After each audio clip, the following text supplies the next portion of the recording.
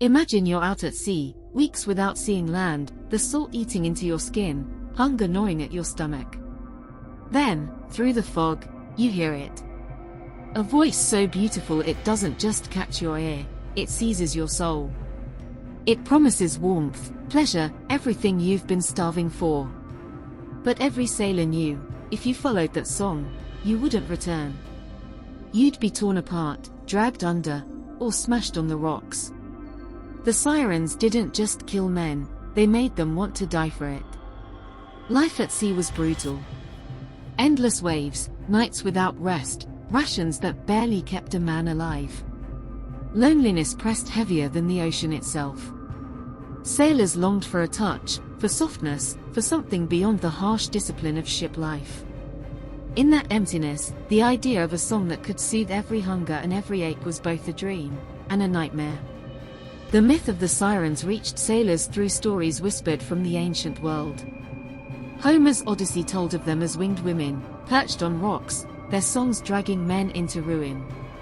Later tales blurred them with mermaids, transforming them into half-fish seductresses of the deep. But to sailors, it didn't matter what shape they took. Sirens represented the same danger, beauty that was too much to bear. What they feared most wasn't just death. It was the loss of control. Imagine your ship smashing into rocks, not because of a storm, but because you wanted so badly to follow a voice. The horror wasn't only in drowning, it was in surrendering your will, begging for it, craving destruction. To a sailor, the siren's power was worse than a blade. A sword could kill the body. A siren killed the soul first.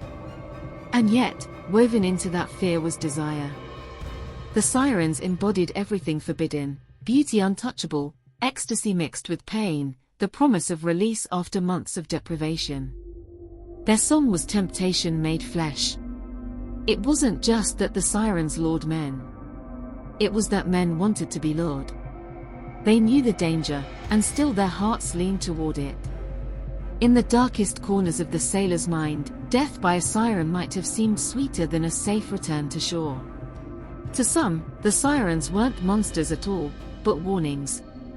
They symbolized lust, addiction, madness, forces that could hollow a man from the inside.